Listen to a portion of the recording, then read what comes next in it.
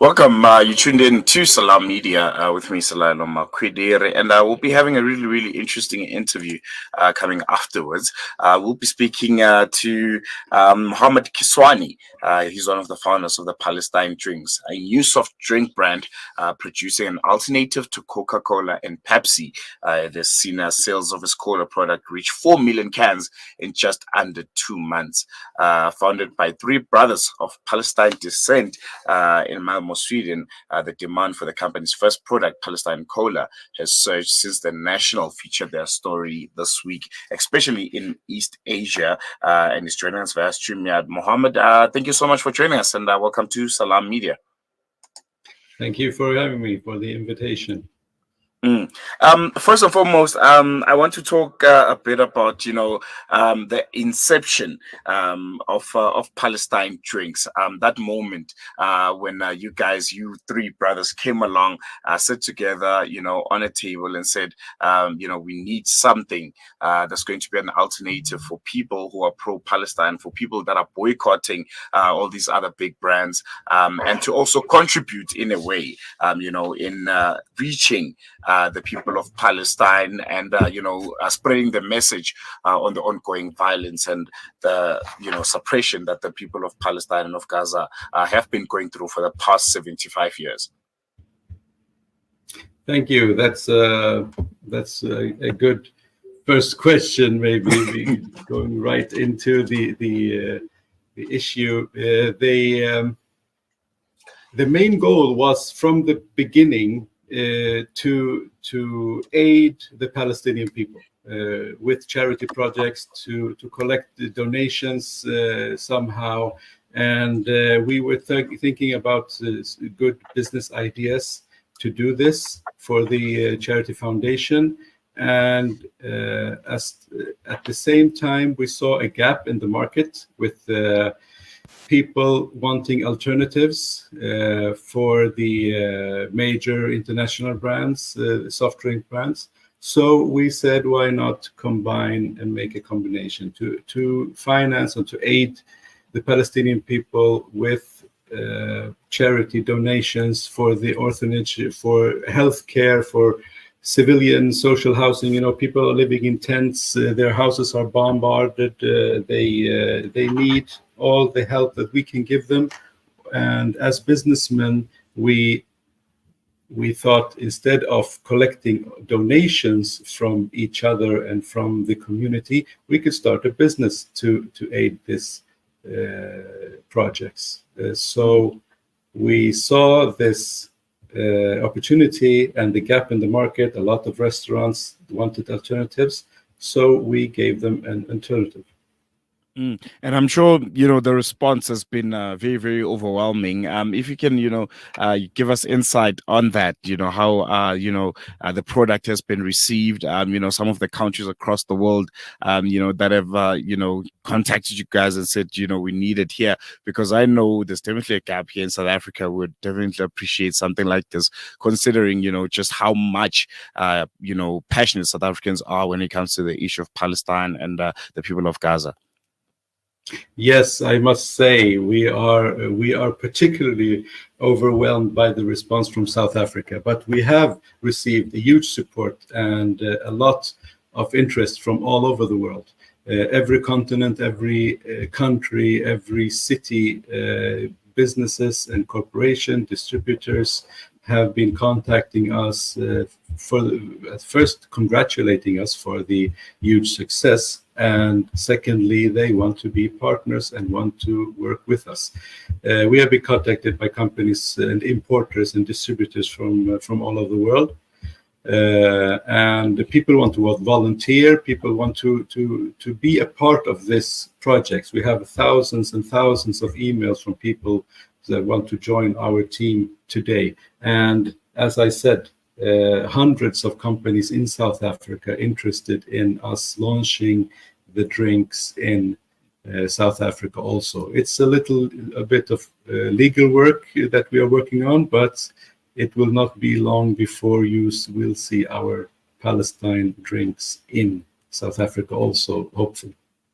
And I think, in this day and age, people don't think boycotting products and disinvesting, in certain, products and countries and businesses still has an impact. I want you maybe just lament that fact a bit about just how important and how impactful, it is in this day and age to still boycott products who we see that, their allegiance, are not, ones that are morally acceptable, especially in the issue of Palestine. We've seen just how products like Coca-Cola and Pepsi, have not come out strong and are actually supporting the Israeli occupying forces, and just how important boycotting them is it, and making sure that there's a role that the consumer can at least play when it comes to supporting the people of Palestine and other oppressed people of the world. Well, thank you again for that question. It's a large issue, and to be honest, the main goal, as I said, I will repeat myself again, the main goal was to aid the Palestinian people with a project that will give all profits to the donations. But to answer your question, I can say that looking at the experience of the other movements all around the world, where people have been taking a stand against injustice, against apartheid systems, as you have experienced in South Africa, also in the 1990s, when it ended, and you succeeded with the movement against injustice, against the rejection of the unjust and racist system. So as an experience from the past, all people and consumers can have large impact and affect any business in any market if they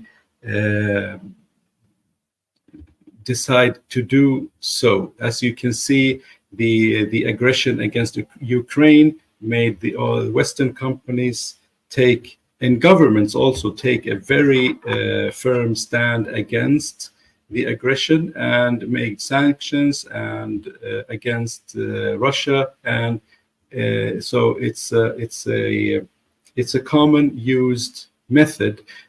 And as a consumer, you can also do that. I will say it's a social responsibility as a human to stand for values and to demand that companies and corporations do take a stand for justice and humanity and liberty for everyone. Just take us through a bit, on your range, Palestine drinks. What do you guys have? What kind of flavors do you have? And I think another thing, I think maybe this can be the second part of my question, is I've seen, the design of the can itself. It has a lot of symbolism. If you can just also touch a bit on that and why you guys specifically decided to go for that design on the can. Yes, and that's also a great responsibility that that is challenging us, and we took the decision to use the name and the brand of our country, Palestine, as a goal to keep Palestine remembered, and to have this can in every restaurant and in every store all over the world, for people to never stop talking about Palestine. And as I can tell you, the brand itself is the first is the cola flavor, as you asked, and then we will have an orange flavor coming in any week now, and then we will have lemonade. We are also tasting and trying out some energy drinks to launch, and other juices, carbonated and not carbonated. And the design you asked, the design is, of course, the brand name Palestine, because the name of the country and the nation that we want people to never stop talking about. And then we have the olive tree, which is an ancient symbol for the land of Palestine. As you might know, the olive tree in Palestine is one of the oldest trees living there. The oldest olive trees you can see in the world are in Palestine. By fact, you can see olive trees as old as 10 and 12,000 years old. And the second thing standing out on our can is, of course, the kufiyah in the bottom of the can, which is also a symbol for the Palestinian movement, starting about 100 years ago when the people of Palestine used it as a symbol for rejecting the British mandate and occupation and colonization of the land of Palestine. And you touched a bit on how the proceeds of the product, when people buy the product, the proceeds also go into aiding the people of Palestine. If you can just take us through that process and how you guys ultimately use this to aid the people of Palestine, even though they might seem so far away from you. Well, of course, there are a lot of organizations helping today in Palestine on the ground or from the outside of the borders, and we will be cooperating and working with those already established organizations at first for helping people to find proper health care, to help people find social care. There are a lot of orphans now losing children have lost their parents, families lost their house, they're living in tents in the streets.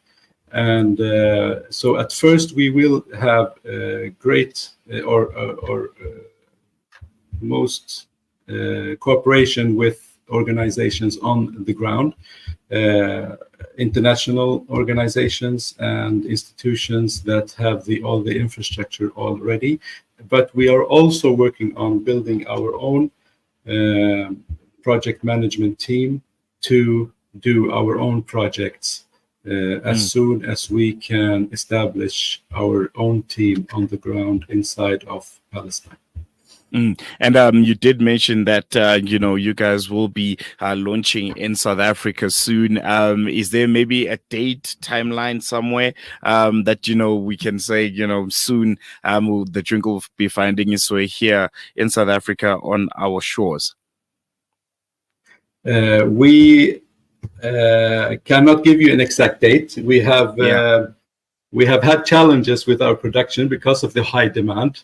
So we are still trying to fulfill all the demands that we have here in Europe. But I will say that in a couple of months, I cannot say that it's in June or July, but hopefully in August, we will have a can specially designed for South Africa, launched in South Africa for the South African markets.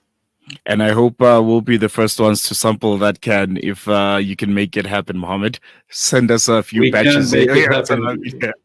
We will send you batches, and it's only a matter of time. We are fully convinced that we will make it happen. All right, Jazakallah so much. I think we're going to leave it there, Mohamed. Really appreciate you giving us your time and giving us a bit more insight on Palestine drinks and what you guys are all about. Thank you. Thank you so much. That was Mohamed Kiswani there. He's the press officer and chairman of the Safad Foundation for Palestine Drinks and responsible for all media and communications. Yeah.